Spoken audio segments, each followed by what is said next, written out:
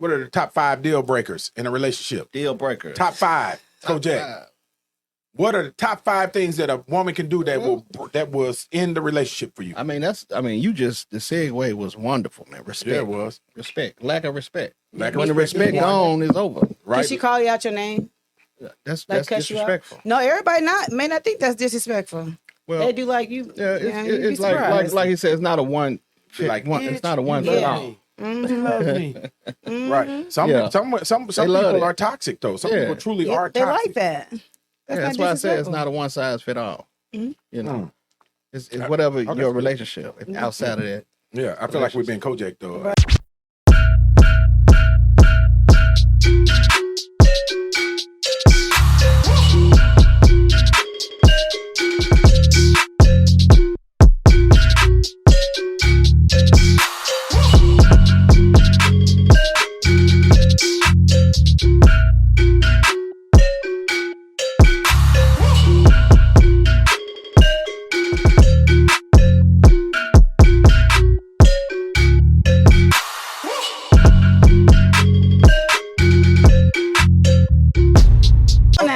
Top 5 deal breakers in a relationship. What you got? Definitely disrespect. Damn. That's number one. Infidelity is a deal breaker. Infidelity is a deal breaker. Being in secret competition or envy definitely is a deal breaker. And they do that. People do that. Right? Like, you know, y'all gotta be teammates. You know, y'all gotta work together. We don't work against each other, but everybody don't see that. Okay. Yeah, your makeup prettier than his. Yeah, exactly. He take longer than you do, or he got a problem with you doing something, or the more money you make. You know, it has to be.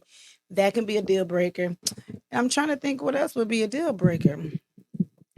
I think you do that. I mean, that's it. And being too not wandery eye, because you can be friendly. And just, I guess, being unmotivated and don't have hope. A man with no hope is just, or not visionary, or that's a deal breaker for me. You got to have some kind of hope and some kind of motivation, you know?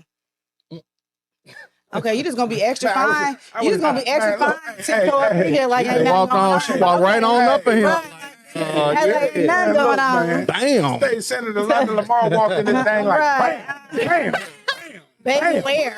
Bam. I don't even want to ask her what the top 5 deal breakers are, because folks will be crying on the internet. Yeah. Ooh, 5 deal breakers. State Senator London Lamar in the building. Y'all.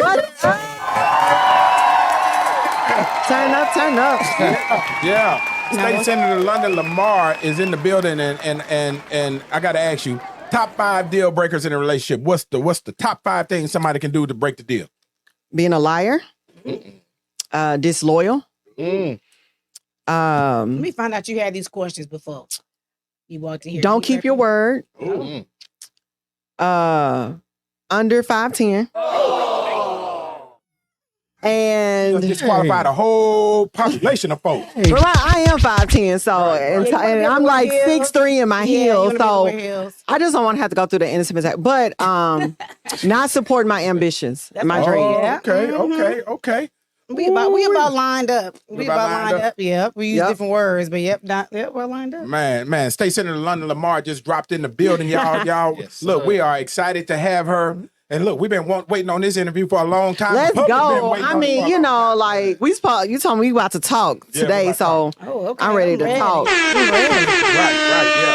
Yeah. We got you on. That's Mountain Dew.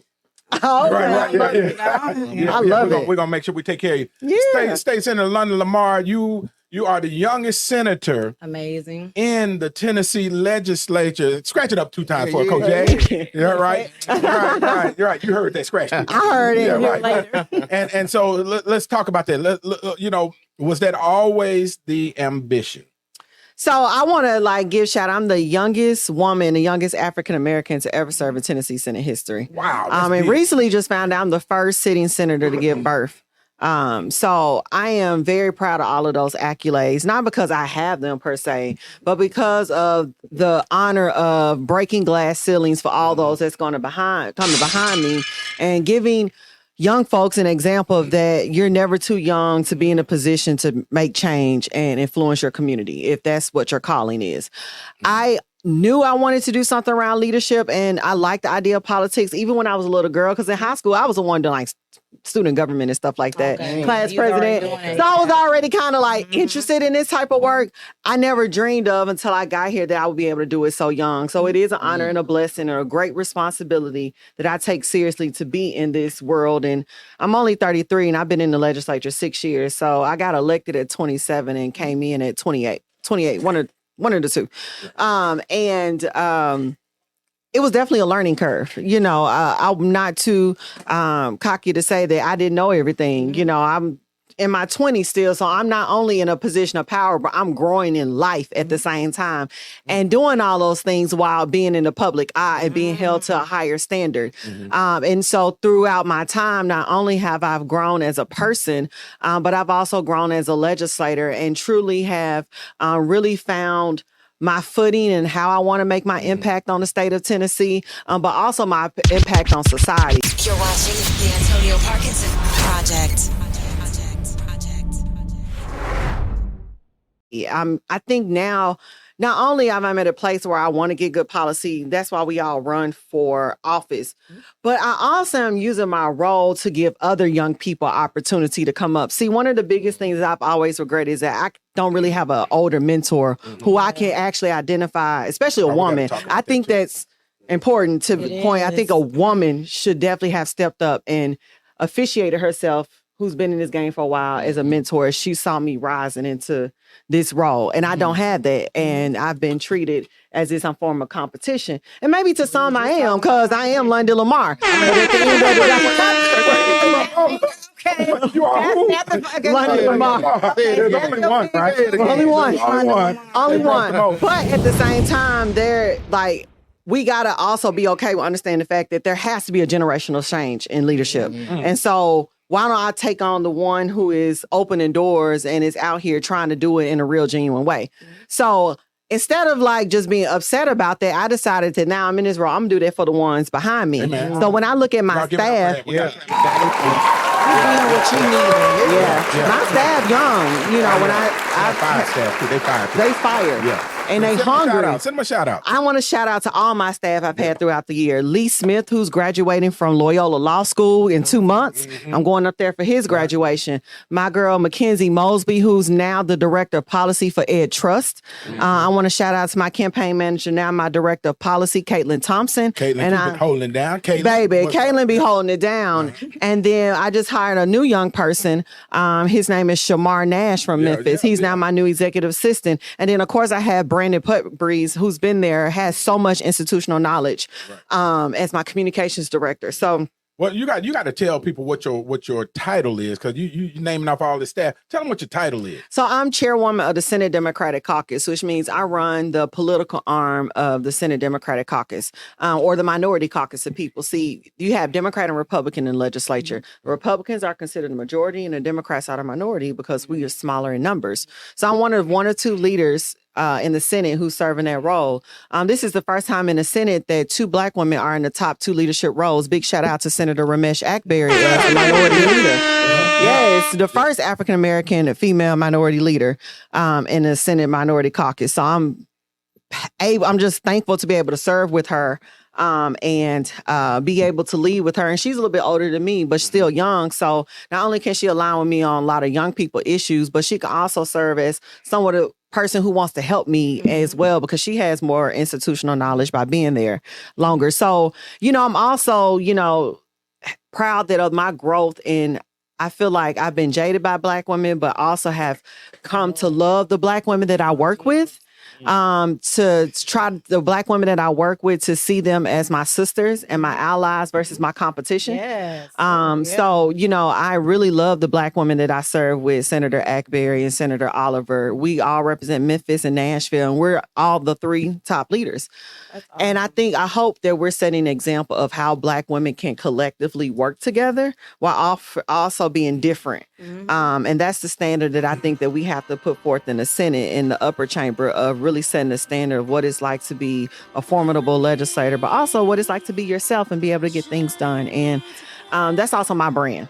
Man, that's what's up. Like Hey, that's my brand. Hey, look, we're coming right back to State Senator London Lamar. We're going to talk about being jaded by other black women. Ooh, don't We're also going to talk about her humble starts. Yeah. And we got a whole lot more to talk about with State Senator London Lamar. We'll be right back. You're watching the Antonio Parkinson Project. It wasn't me and you together, supposed to be forever. Plus we were lit together, pop out matching Gucci sweater. It wasn't thinking telling, know when they see us they jealous. I took you through some but you still got me through whatever. I can't answer why you won't leave. You think he better than me? No, I kept it too screen. Can't find no better than me. Mama told me say what I love. My bro say let her just be. I can't keep going back and forth. I should just let her go free. Cause if you stay then go on and on and on, trying to tell me I'm wrong cause I did not make it home. Hey man, this Marcus with Unapologetically Memphis. We tuned in to the Antonio Parkinson Project.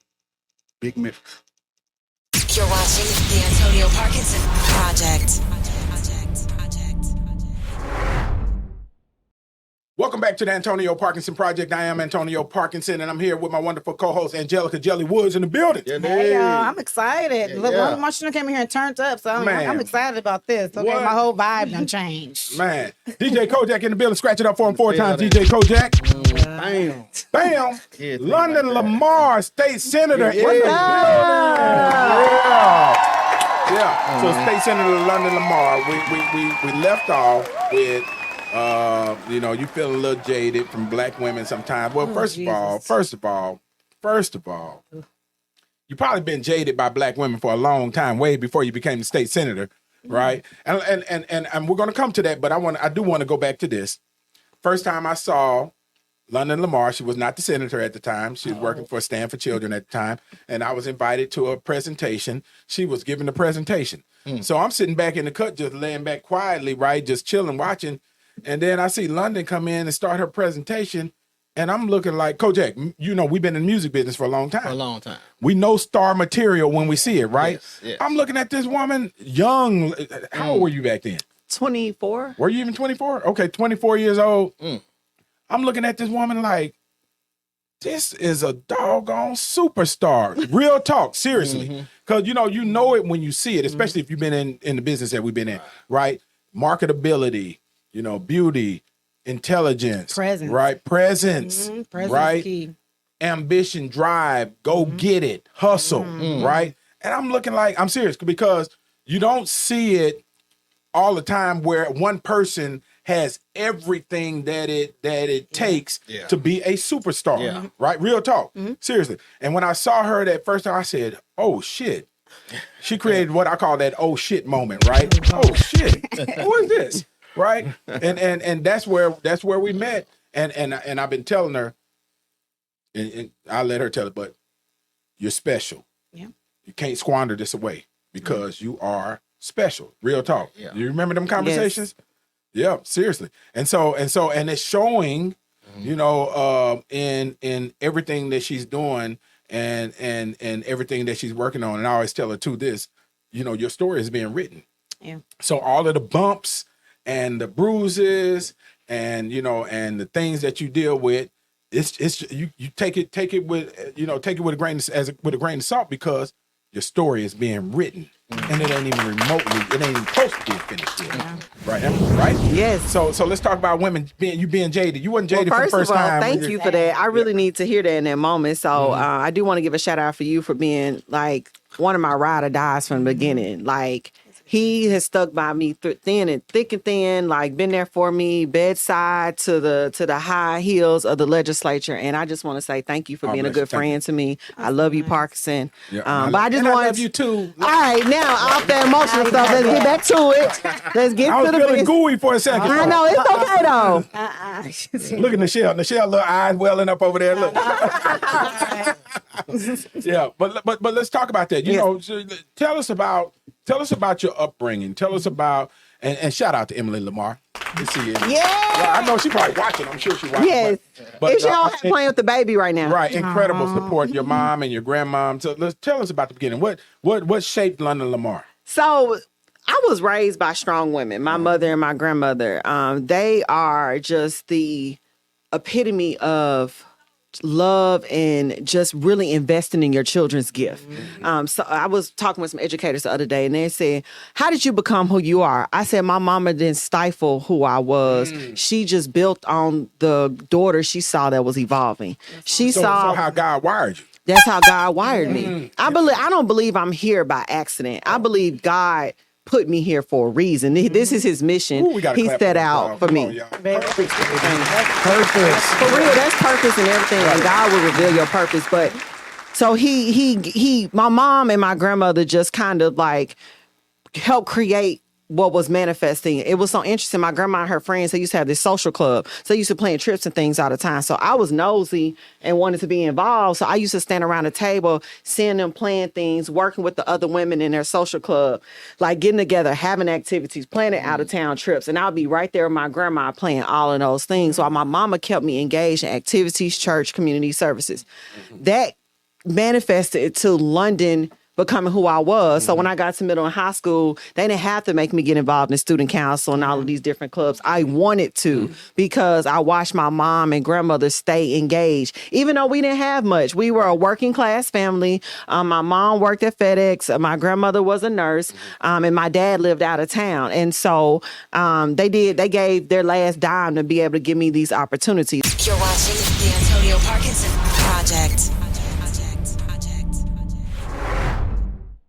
And so I was engaged and I was involved, and I know I wanted to do politics. So let me tell you what's so funny.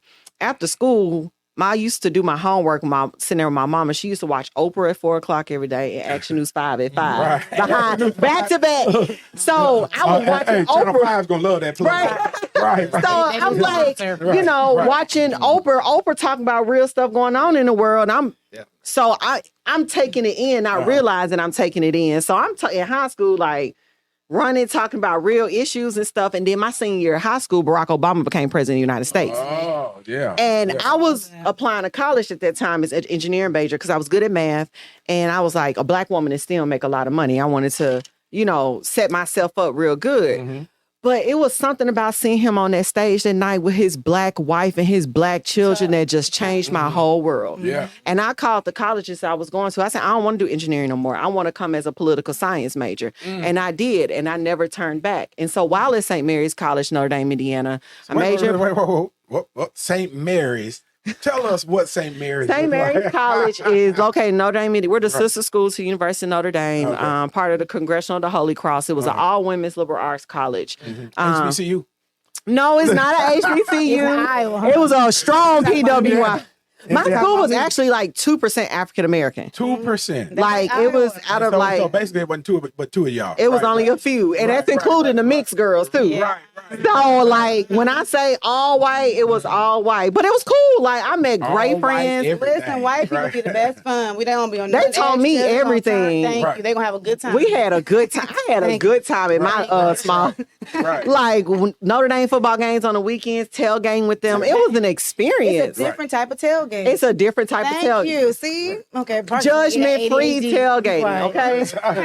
Judgment-free. Angelica became black during Black History Month this year. So They a black girl from Iowa. Here's about food and barbecue. No, them white people in tailgating. Right. 3 a.m. They pull up. Yeah, they diving into little bitty pools and everything, right? In the frozen weather, right? Yeah. It was a fun time. But while I was there, I stayed engaged and got involved in all this other stuff. And then Barack Obama was running for re-election. I started a Young Democrats club on campus at my college. And I got all of these girls who I thought were conservative because we had a Catholic, rich liberal arts university. Next thing I had my first meeting, sis. It was like 60 girls in the room.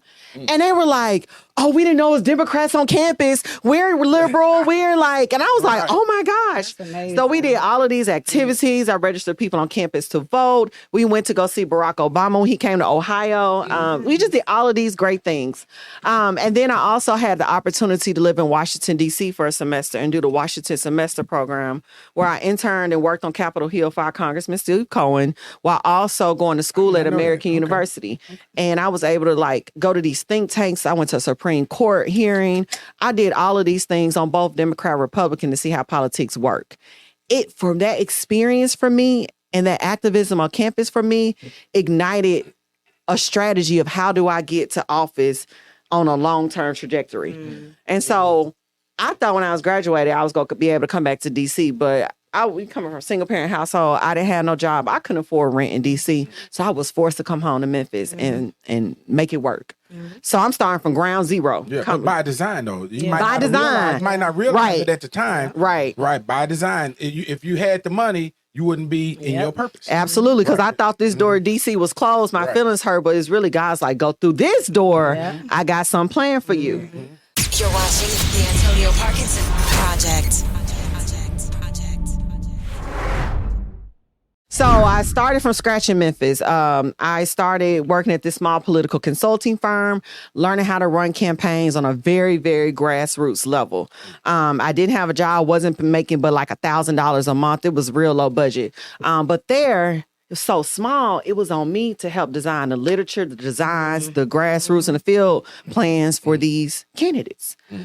So I was learning, I was volunteering, I was doing everything. I was literally making people's push cards on Microsoft Word. Damn. Like I taught myself graphics. Archaic, right. Right. like learning everything. Good. This was still before Canva, right? Before Canva. This was 2013. But computers were working, obviously. Right. But I also started getting involved in the local Democratic Party. And at that time, I looked around and I was like, oh, y'all got a lot of influence in Memphis because most of the people in office in Memphis are Democrats. But I saw no young people at the table. None. Yeah, I remember them days. Yeah. And I'm like, it's at the Union Hall. I mean, I understand the means kind of boring, but, obviously these folks had some sort of influence. So I started trying to get involved and people welcome me, but they wanted me to work the sign-in table. And respectfully, I'll work the sign-in table. Why? Because you get to meet every person and walk through the door. And they got to meet. Hold on. See, say it again. Yes, perspective. People Say it look at again. Most people be like complaining, I got to work the sign-in table. You're touching every person that comes in. Exactly. That's right. Come Strategy. on. Right. So, The art of I'm war. doing the sign-in table and I want decision-making power. So I realized, okay, it's going to be hard getting one of these little seats. So let me create my own entity. So I recreated the Young Democrats in Memphis because I knew you couldn't kick out another Democratic entity. So let me do one that's go align with my passion, young people. So I made it fun. I started off trying to raise $100 here, doing a little car wash at AutoZone. And I was trying to come up to the meetings and hosting our meetings before the big Democratic Party meetings to encourage young people to stay over. And it was working. And so we would try to do something in line with the parties a lot, and it worked. So we got more and more young people involved. I had my meetings at bars and restaurants and where young people want to be. Where young people want to be. People want to be there too. Right. Look, I would show up at the Young Dems meeting. Right. I know that's right. He sure did. Right. Because I have to make it fun. Let's be real. It's all about marketing. Don't nobody want to come into no Union Hall and hear a bunch of folks talking and complaining. Let's get some stuff done over a beer or some nachos or whatever that looks like. Right. So I kept engaged with that, started the Memphis chapter, then I became the president of the state chapter, and I replicated this model across the state of Tennessee, in Nashville, Chattanooga, Knoxville, and was getting a statewide coalition of young people engaged. And I was branding it. I was making it pop, and I was making it flashy. I was making it the political organization to be involved. London Lamar. I was making it London Lamar, but I was making it the new generation of leaders. Making it hip, making it flash. So that is my strategist hat coming in the branding hat, because now this is 2014, 15, 16. That stuff is starting to build up in the world. Then I ran for office at 23 and I lost. And I was a little devastated. I don't remember that. I ran for the state executive committee for Senate District 33. Okay, I remember now. In 2014. Yeah, I remember. I was on the ballot and I got whooped by Allison Brownlee. I remember that. I remember. But I stayed involved. And that's after that, I started working for Stand for Children, getting involved in education. That's where he met me. Right. And I started working on education policy, start organizing in community, and start linking the connection between people, policy, and politics. It was starting to become real for me around a certain issue. And so now I was developing my professionalism and my knowledge around actual issues that people care about. Because when I first ran for office, I was just running. I'm like, I went to college. I got a degree in political science. I passionate vote for me. mean, I had to let my ego and put that to the side and be like, okay, that's not enough. Like, what have you done? Right. And I haven't really done much yet. Right. I mean, I did a little, but nothing to the degree that other folks have. So I stayed and worked there for a while, went on to work for a women's reproductive organization, did women's healthcare advocacy, did all of that. And by this time, it's 4 years later. Congruently, I am still traveling the state and the country. I was running for executive vice president of the National Young Democrats organization. I was a vice chair of the Black Caucus then. Like, I'm just really spreading my influence around a nation of young people and the Democratic apparatus. You're watching the Antonio Parkinson Project. Now it's coming to 2017. I find out that Lee Harris running for county mayor. He actually called me. He was like, I want to let you know I'm running for county mayor, and I know that there may be some shifts. You need to start looking because I know you want to run for office. And where was he at that time? He was in the state senate. That's right. That's right. Right. That's right. Shout out to Lee Harris, done the show last time. Okay. 2 weeks ago. 2 weeks ago. Right. Yeah. And then found that, so I was, putting conversations out there, found out Ramesh was going to run for his seat. And then that means the District 91 seat where I live was opening up. Right. So I said, it's 4 years later. I'm about to go. Hold it. So listen, did y'all catch the chain reaction of movement, right? Lee Harris, one move. Lee Harris said he was going to run for county mayor. That set off the reaction for what? Ramesh to move. To where? To the Senate. To Lee Harris's seat, which opened up what? My ability to get in the state house. Yeah. Because Ramesh was leaving her state representative seat to go run for state senate, which opened up a spot for. So everything touches everything. Y'all see that? The domino effect, right? Because Lee Harris said, I'm going to run for mayor. It opened up a whole domino But you know, effect. and I just thought about this now. All of us were young. Yes. Lee, Ramesh, and me. That's right. That's right. The young folks set an example of how you really do it. Right. I never thought about it like I'm that. The young folks who y'all got me messed up. No. Y'all got me messed up. I'm just kidding. I'm just kidding. I'm unk right now. I'm unk. Yeah. Right, but go ahead. So anyway, we made the move. I ran, decided to run for office. I announced on my 27th birthday. And we were off. A month later, I lost my job because of not being able, they didn't want to for me to do both. Cool, that's whatever. So I had a little 401k from Stanford Children. So I emptied out the little 401k I had, paid my rent up for the next couple of months. My mama and daddy helped pitch in on my bills. And at the time I was dating somebody and he bought my food.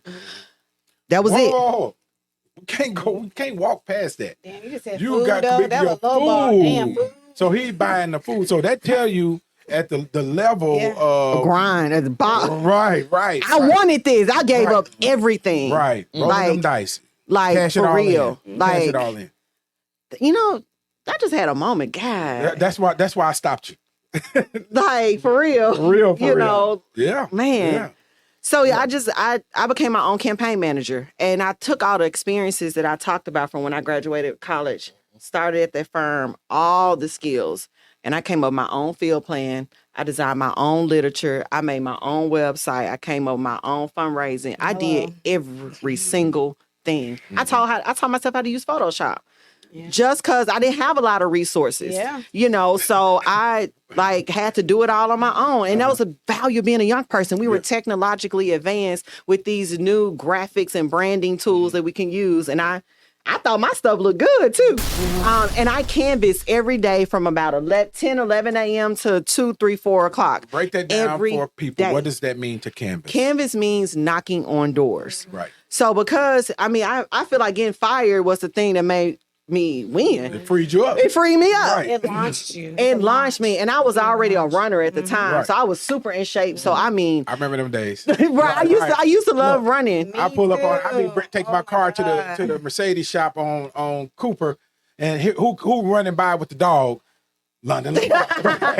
Right. But that's important though, and I want to go back to the fact that you were fired, which then freed your time up to canvas, right? I always say there's purpose in everything, right? And now, I'm sure at the time you were fired, you was like, I don't understand this, right? What is happening? For 2 seconds, I was like, I'm free. Right.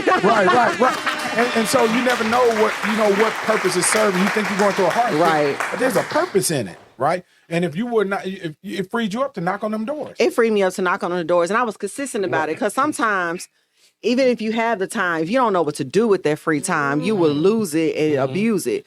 But I wanted this so bad because at this point I ain't gave up. I ain't lost everything. I'm like not on rock bottom, but like obviously I'm living real basic at the time. I couldn't even go out with my friends in the summer, even though I was off. Like I was all the way in. So I knocked on doors every day because that's the most effective way to change a vote. I've done it for other people's campaigns and they actually won. Right. So I'm like, if I know this works, then I'm going to do it. I promise you, every person that voted me, they probably got a door knock. Promise you. Right. They got a door knock. And to all those people that are watching, that are considering running for office, you get the blueprint right here. I'm literally giving away free Giving advice them- right giving now. them free shit. Right. There you go. Now pay me if I'm just playing. You want me to work for you? I'm just Right.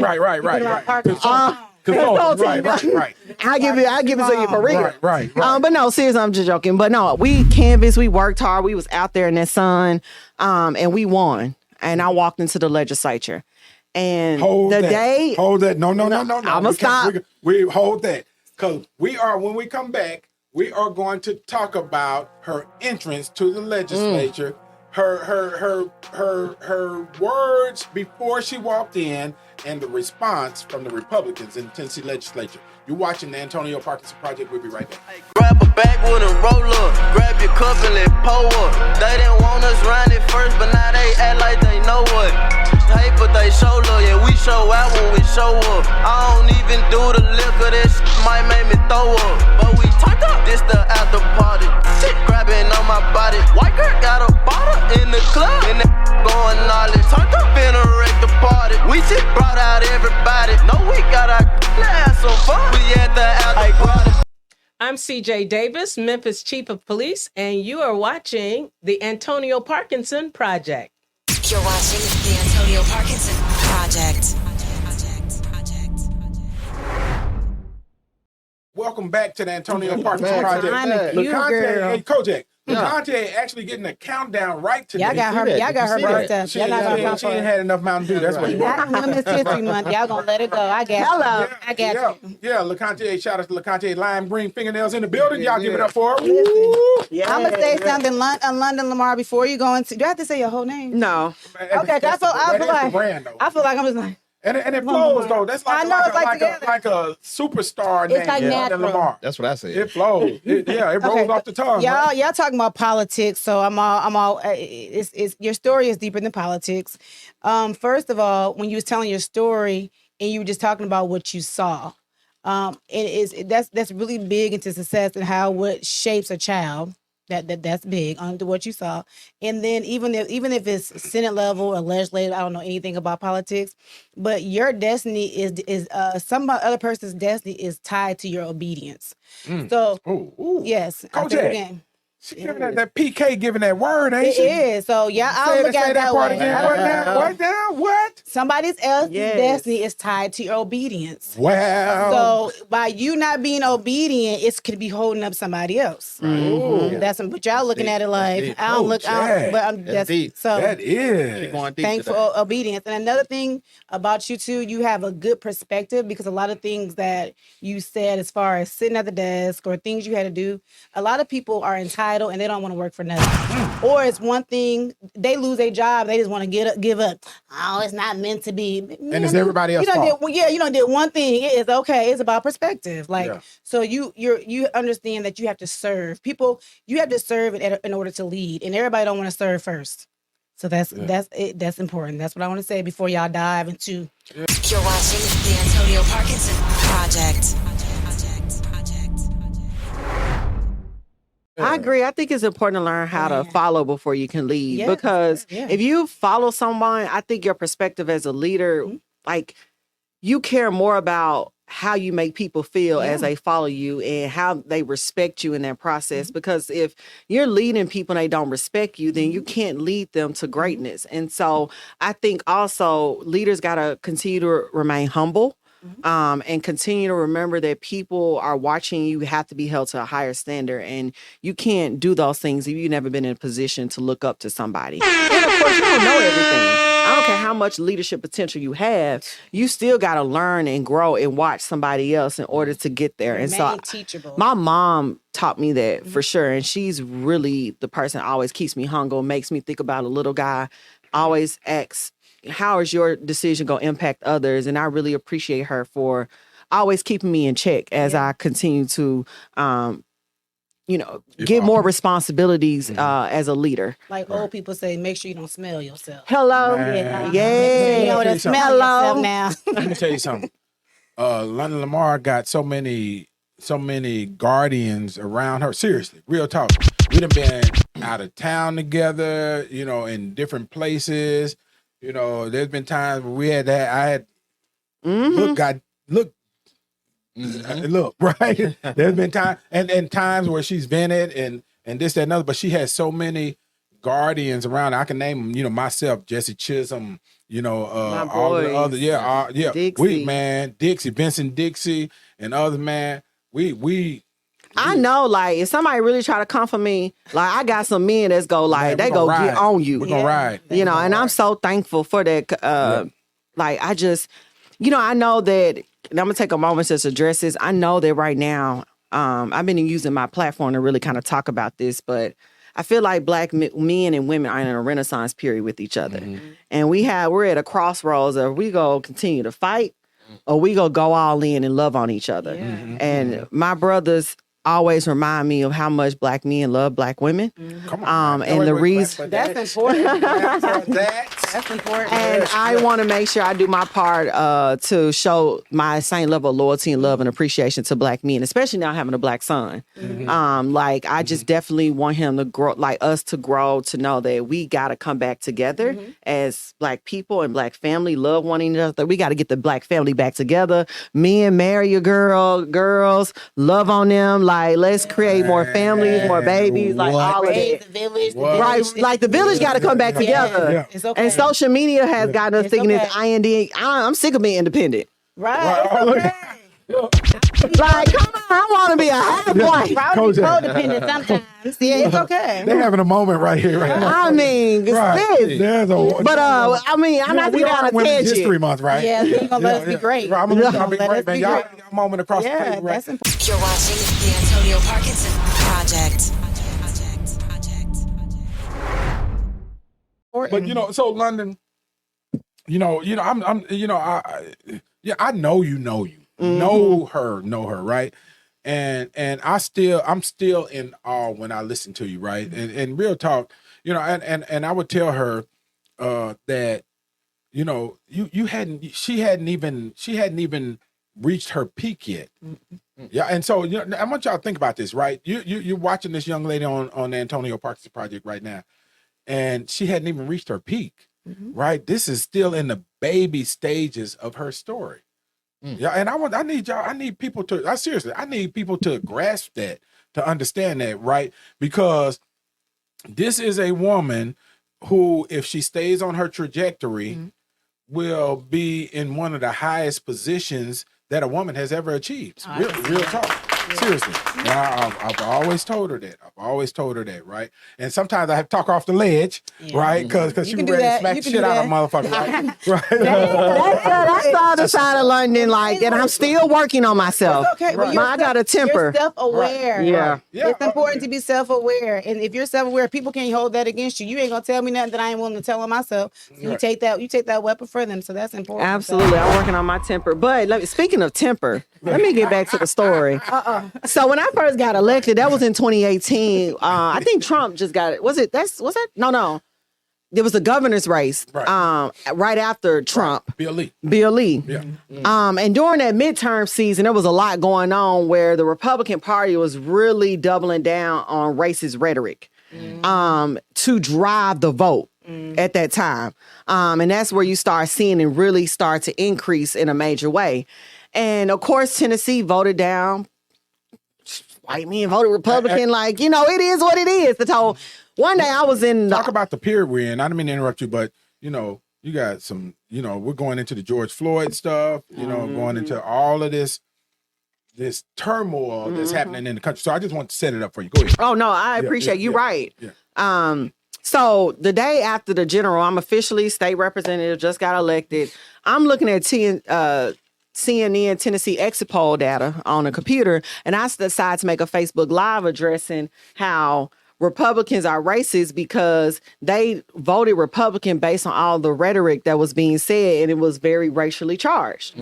So my whole thing is much of the marketing around it was based on racially charged rhetoric. So of course you would think that, you know, people who believe in that and vote for that tend to have those beliefs. Now I probably could have said it nicer, but 2 days later, well, you got to say what you said. I called Tennessee racist. That's it. Yeah. I mean, that's why I said Tennessee is racist. Right. Well, but there's more to the story, right? So, no big deal. Like, everybody called Tennessee racist at the time. So and our community, so I literally thought nothing of it. Nothing of it. And I got up 2 days later. And next thing I know, somebody sent me a link. The Shelby County Republican Party shared my video talking about how dare she say this or something to that nature.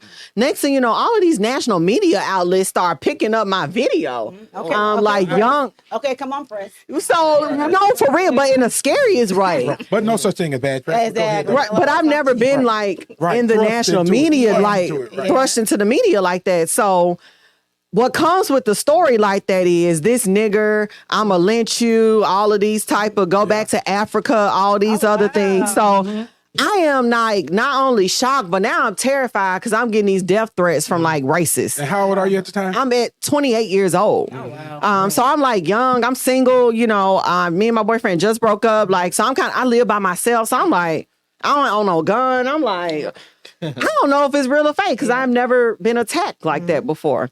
So I'm like, okay, I'm dealing with that. Next thing I know, I get a call from one of my one of the Democrat legislators saying, you know, the Republicans are so upset at you. They are, some want to call for your resignation. They want you to resign, all of this other stuff. So they was like, you know, just send out an apology and hopefully it'll just die down. So I'm like nervous. I'm like, I just got elected. And then I'm also frustrated. Haven't even been sworn in yet. Haven't even been sworn in yet. Right. And then I ain't gonna front you. I'm also frustrated because it's radio silence from people in Memphis. Like people in the activist community who's supposed to be out here pushing it. They ain't nobody, none of them coming to my aid. Right. Or they ain't saying nothing. I'm just out here by myself taking all of this heat. So I'm just like, okay, well, I'll just send them an apology. Like, you know, I don't mean that you racist. I want to talk about you specifically.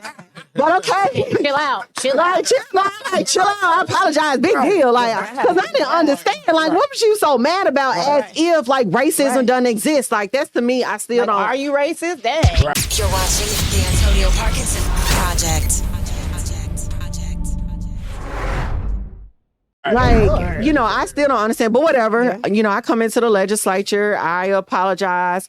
And you know I'm bubbly, so I come in and I'm like, "Hey, everybody!" Because a third of the House at the time is new, so it's like 30 freshmen coming in with me.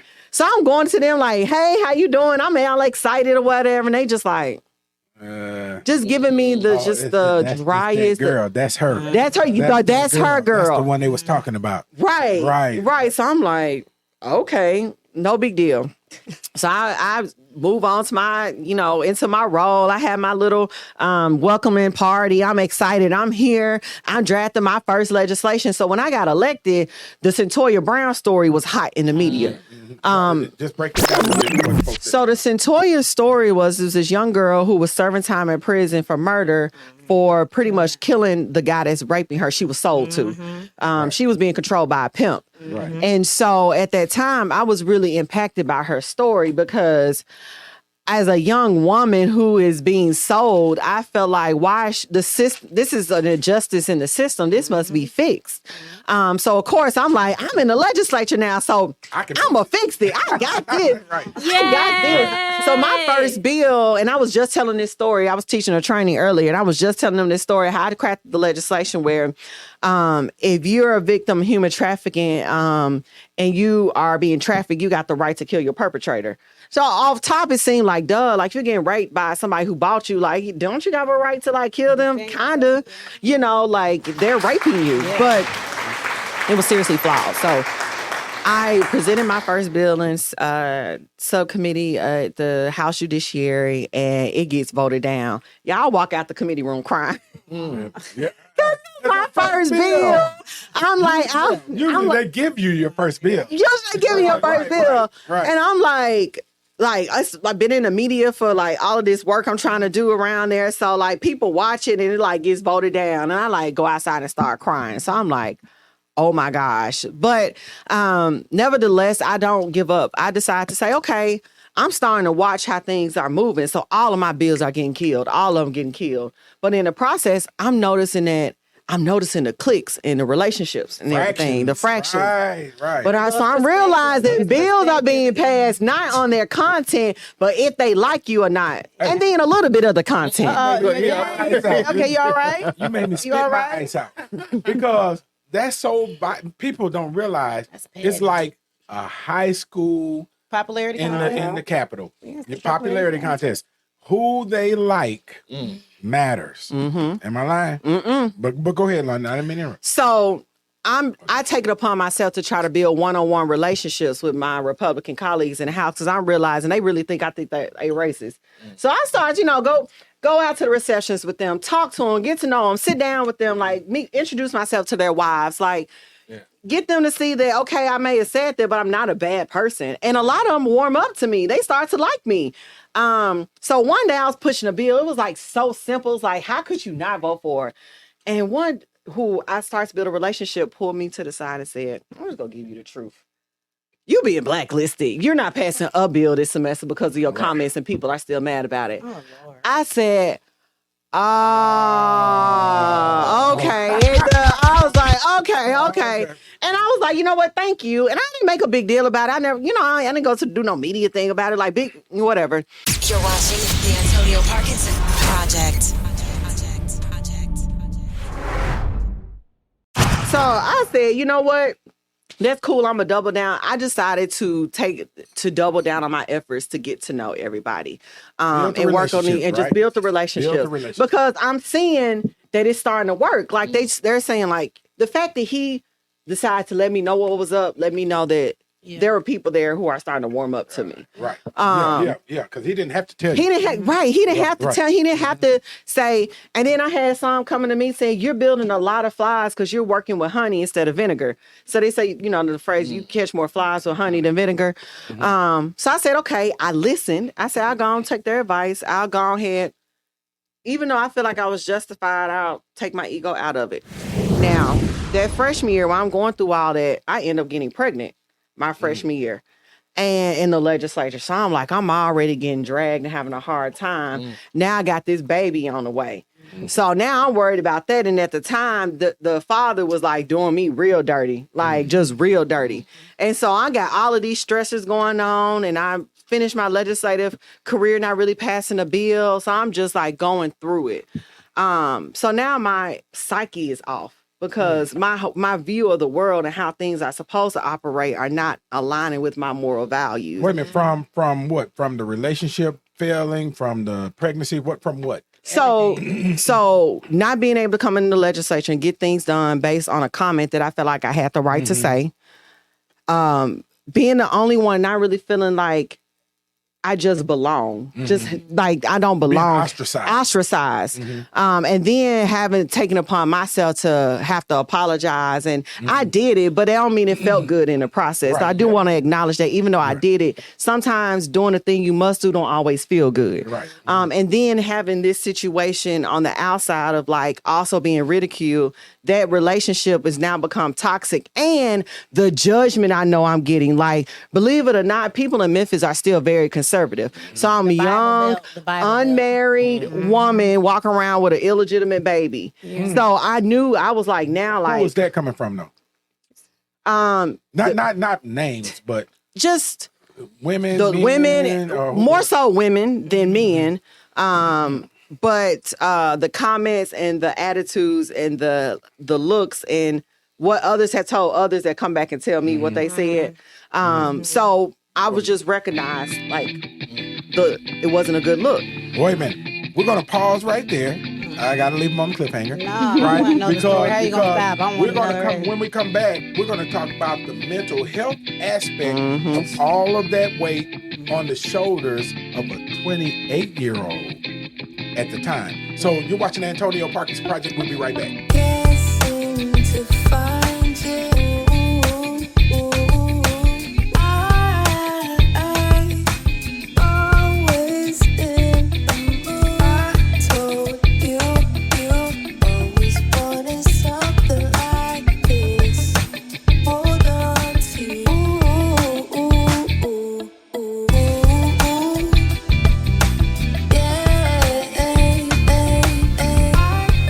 Hey, this is Memphis Mayor Paul Young, and you are watching the Antonio Parkinson Project. You're watching the Antonio Parkinson Project. Now, welcome back to the Antonio Parkinson Project. I am Antonio Parkinson. We're here with my lovely, lovely co-host, Angelica Jelly Woods on the Mountain Dew. I'm tired. Yeah, having a baby's a lot of work. Thank you. They be talking about me all the time. We tired. Thank you. Hey, DJ Kodak, she is so quick-witted. Yeah. I can't catch her, man. I stay on my feet. Look, she on the I stay on Mountain my Dew, right? feet. She's having a baby. That's why my eyes look like this. I'm Right, they say I'm right. black and knees. I got tight eyes anyway. Right, so. black and East and Iowan, corn huskers, Yeah, and all all kind that. of. Oh, that's Nebraska. I'm sorry, same thing. Yeah. Same thing. Three black people lived in Iowa. Angelica and her twin were two. Yep. Right. London Lamar in the building. What's up, London Lamar? London Lamar. So we left off. I wanted to come back and talk about so much weight on your shoulders at this age. You're probably 29 at this point, right? You make 29. Is it this 2019? Yes, I'm 20. No, I'm 28, going on 29. Going on 29. Under 30 now, you know, and so you're dealing with a bad relationship, pregnant, you know, first, you know, seconds in the Tennessee legislature. They're coming at you because you said some were racist. Mm-hmm. You know, that's a lot of weight. You're in the public eye, national news. I remember these stories. It went national. Yeah, I remember this. I remember them too. Right? I do too. And so you got a lot, and you feel like you're alone. Tell us about the mental health aspect of that. It carrying was all that awful because, like, a lot of my friends were still young, so I was talking to, so they didn't understand the capacity of my responsibility because they weren't in the public eye. They can just be like, "Oh, sis, I'm here for you if you need help, babysitter or whatever." Like, they meant it so much, and they were serious about it too. But no idea. And I'm broke too. Like, I don't have a job. Like, I'm living off a basic salary too. Right. So I ain't got no money either. Right. And I got a muff. You can say it. You on Antonio Parkinson. I got this over here. Bring that beat back. Bring that beat back. We need some gunshots. Boom. The shot's about to be fired. We at this part of the show. Shots fired. But no. At the time, you know, like, I got this who just when I say mean to me, like, just mean, and their family just mean to me. And they were spreading rumors about me that were not true. Mm-hmm. And I was frustrated because I really didn't have no outlet to defend myself. I couldn't really do nothing about it. So I kind of felt helpless. And on the flip side, I'm trying to, like, prepare to be a mom. So, like, I'm stressed out as hell. I'm depressed. When I say depressed, I am depressed. Like, that summer, I was trying to keep up, go to all the young people conferences, but I kind of was like, felt like I was walking that thing with a scarlet A because I was a new legislator trying to be engaged, and I got this big old belly walking around, and I'm trying to own it and be proud of it. But deep down inside, I feel the shame and the stares and the looking at me. But I decided to keep it. So I was like, I'm going to do this mama thing. So I'm trying to own it, but that don't mean it don't hurt. Yeah. So I'm stressed out. And so one day, like, towards 32 weeks, my feet are starting to swell. I thought it was part of pregnancy. They just starting to get big and big and big and big. And I'm still traveling back and forth from Nashville. So I had a summer study around week 31. Explain that so people know. So a summer study is a hearing on legislation during the summer and the off season to go more in depth about what the things are and stuff like that. Yeah. So when Republicans started to like me a little bit, they started, instead of killing my bills, they summer studied them, which means it's saying, I don't disagree with you, but I'm not voting for it. Right. So that gives them cover. That gives them cover, but it's also a sign that they don't necessarily all the way disagree with you. It's not as bad as a no. Okay. You just got to come do work in the summer, and I'm going to always do the work to get my bills passed. But anyway, so I'm coming back to Memphis, and the next day, I woke up for my 32-week doctor's appointment, and I'm feeling sick that morning. So I get up, I tell my mom, I'm like, I don't really feel so well or whatever. And the next thing you know, I had the most excruciating pain ever, like sharp pains. Like I'm like, oh shit, I'm going in labor. You're watching the Antonio Parkinson Project. Like, and next thing you know, within 15 minutes, they are unbearable type pains. Where feels like somebody stabbing me in the stomach with a knife. And so now my mom and my grandma is freaked out. So they put me in a car and they're rushing me to the hospital. And I'm like screaming because the pains are getting worse and worse and worse and worse. And so now I'm scared because I'm thinking like I'm either in labor or something's happening to the baby. And so I get to the emergency room and I'm screaming, like the loudest scream. And so they don't even check me and they immediately take me back. And I'm telling them like something's wrong with my stomach. So that she puts a thing on there. She's like, I don't get a heartbeat. I don't hear a heartbeat. And so they put me on a stretcher and they rushed me to the other side of Memphis, Germantown, to labor and delivery. And the saddest part about that rush was my grandmother, who's older, trying to keep up with that stretcher running through that hospital. Oh my God. So I get into the room and now it's like 6 doctors and nurses all standing over me, like taking my clothes off, ripping. And he has his thing over me, like, I don't hear a heartbeat. One sticking their finger up. He's pulling his finger out. It's blood coming out. Like, and my blood pressure is like 210/120 at this point. So I hear the lady go ahead and tell me the baby's gone and we got to put you out before you stroke out. And so, I heard this Chinese doctor, he was like, you're going to have to push this baby out. And I grabbed his shirt. I said, are you fucking crazy? And literally just like that. And then the other doctor's like, no, we got to go into emergency surgery. So I had to sign a consent form. And once I got done signing a consent form, like they put the medicine in me, I was out. And I woke up and I was in the hospital room. My son was dead in the crib next to me. Oh my God. And the tears and the worry on my mama's face before I knocked out, and my grandmother's face is like witnessed them saying that if they don't put me out, I'm almost dying. And their grandbaby just died in my stomach was one of the most, still to this day, the most traumatic experience I've ever had in my life. And so now I wake up and I'm realizing like I lost my child. And I got these breathing machines on me. Like I got all of this stuff, these things on my legs. Like I'm hooked up. They got me in labor ICU type situation. And so I'm like, oh my gosh, now I'm coming to the reality of that my son is gone. And I'm like destroyed because regardless of how stressful it is, I still wanted that child. I done had a baby shower. I done all of those things. It's a lot. And so I called my mama. I told my mama, I was like, go ahead and call the dude and tell him what happened. And I said, please tell him not to tell nobody what happened because I need a moment to get myself together. And, my family's there. We call my mom, my dad, and my sister. My sister's about to fly to Memphis. And then the father comes. Baby looks just like his bitch ass. Yes. But his ass told people. And the next thing I know, my phone is blowing up. Now I'm just like a few hours out of waking up. I'm still processing that I just lost my baby and I had a near-death experience.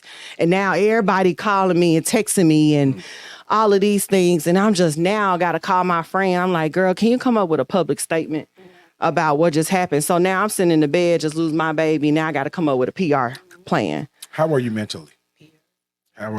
In that moment, I was in shock. Like I wasn't anything. I was sad and I was crying, but I was numb because I had all of these things. So now in that moment, I'm dealing with the loss.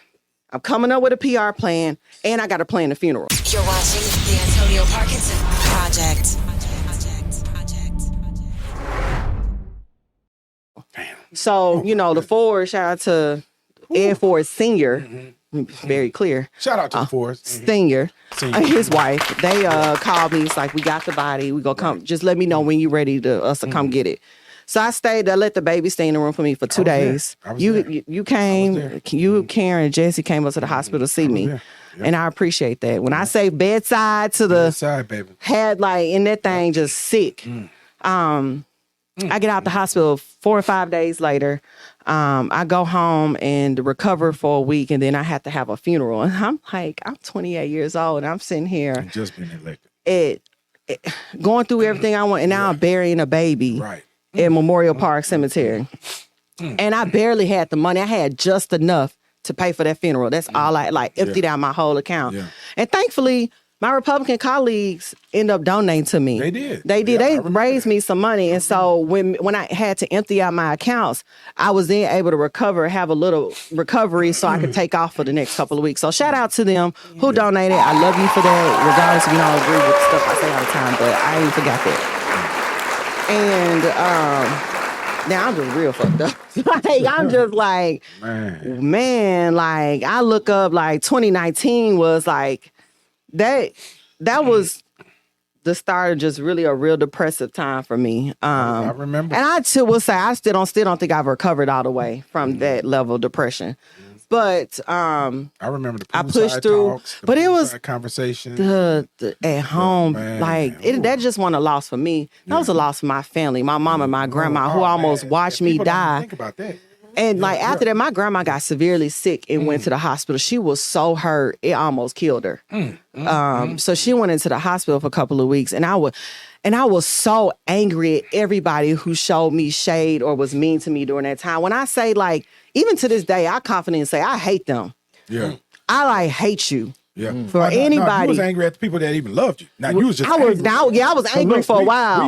We had to just take it. Yeah, seriously. Because I was mad at God. Yeah. I was like, why you embarrass me like that? Because I didn't only just take this loss, but I took the loss in front of everybody, the whole world. Everybody knew I was having a baby publicly. Man, and so I was just really at rock bottom. I was just going through it, and I didn't know how to navigate. And so really the legislature was my only thing to look forward to. It was my only outlet. I was like, damn, I just lost my baby. I can't lose my position too. So I kind of came back in 2020 just ready to give it all, because I'm I ain't got nothing else that I cared about. Because you took the thing that I was supposed to be most excited about.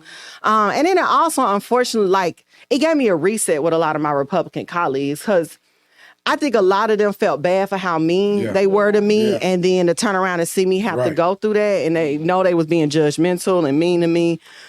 They gave me a fresh start when I came back. And I hate that it took a loss like that for them to see the humanity in me. Yeah. But whatever, I take it. Yeah. And I did, and I came back, and then I was already an advocate for maternal health, but it took my advocacy to a whole new level.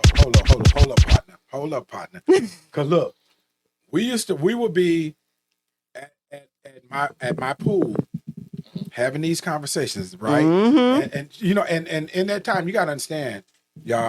I hope our listening audience and watching audience understands this, gets this.